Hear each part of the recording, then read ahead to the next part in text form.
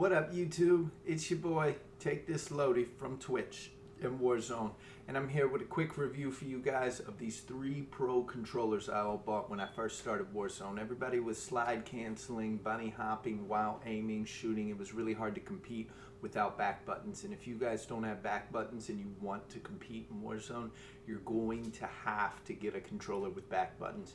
Some players do play claw. I can't do that. There's no way it'd be comfortable for me.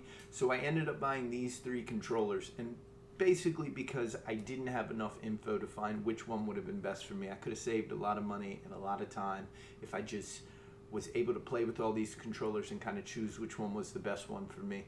Now, my favorite might not be the best for you, but I'm going to tell you some of the positives of each of the controllers, and we'll get right into that. But first off, if you guys want, feel free, show me some love, give me a like, give me a follow, give me a share. You'll really help me out on my channel. I appreciate it. But without further ado, we're going to go ahead and jump right into this. So we're going to go ahead and start with the Hex gaming controller. And I bought this one on Amazon just because it was Amazon Prime and I could get it the very next day while I was waiting on a Battle Beaver. This controller is just a pretty standard PS5 controller with some cheap components that they added on themselves. I don't know that Hex makes any of their own components. So it's going to be better than your standard controller because you have these back buttons on there. But besides that, they sell this for a pretty outrageous price of $270, $280 on Amazon Prime. The instant click triggers are a nice feature. This is something that you can put on yourself. I was able to buy the $20 kit and put it on some of my controllers before I had the back paddles. The back paddles were about $20, $30 on Amazon. I tried to install those on one of my controllers, and this component's pretty cheap. The ribbon's kind of broke. It didn't work out. That's why I ended up buying this while I waited on my Battle Beaver. But this is not one I would suggest. I'm not going to spend a lot of time on it. In fact, I'm completely done with this controller, and we're just going to move on to the next one. Alright guys, now we're going to hop right into the Battle Beaver controller. This was one of my favorite controllers I've ever owned in my life. I really do like Battle Beaver, and one of the big drawbacks is if you order a Battle Beaver, you're going to have to wait. It could be 2 months, it could be a little longer. I was able to do the Battle Beaver Pass, pay an extra $20 and get it a little bit quicker. This controller cost me around $310. A lot of it is because all the customization that I did to the cosmetics, and you can customize absolutely anything with the Battle Beaver.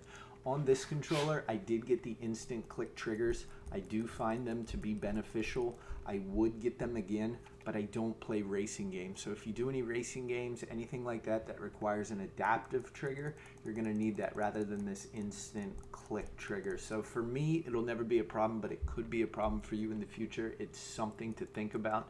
You don't have to get instant click triggers with a Battle Beaver, but it is a possibility. Now, one thing to note about the Battle Beaver versus other controllers, their back buttons are clicky buttons. So they're not paddles. It does fit well in the controller, and I like the top 2, but I never used the bottom 2. I don't like how the bottom buttons sit. It doesn't feel right to use a finger that's not my pinky on there, and to use my pinky during a gunfight, I could never get into it. No matter how many times I click it, it always seemed to be a problem. I gave it time, practice, it just didn't work for me. Now, if you feel like you can use your pinky or comfortably sit your fingers on the controller, that could be a benefit for you, and it is something to keep in mind. Now, one of the things I really liked about Battle Beaver, though, is the increased tension on the right stick, and it is something that you have to order from them. It is customizable, but if you're like me, when you're in a gunfight, you might tense up. It's automatic, you don't think about it.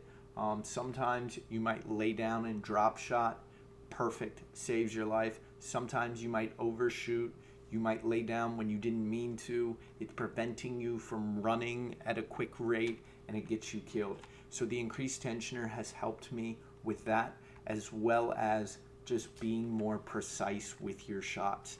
This controller is by far a great controller.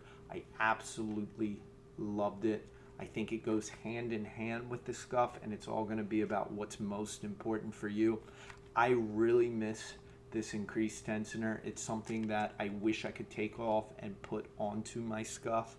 but the Scuff's the controller that I use right now, and I'm going to go into why I use that one. This one, again, it's about $300. It's worth the wait from Battle Beaver. It's something that I would use. I'd purchase this controller again. I think it'll really help your game, especially if you're using a standard PS5 controller now. And I definitely recommend going for the increased tensioner, because I think that's one of the best features Battle Beaver has to offer. The buttons are great. They are responsive. They just weren't for me. I personally prefer paddles. And that's why I ended up going with the Scuff. So we're going to go ahead and get into that one right now. Next, guys, we have the Scuff.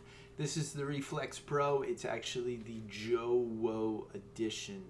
I got this one on sale. I had an email from Scuff. It was only about $220.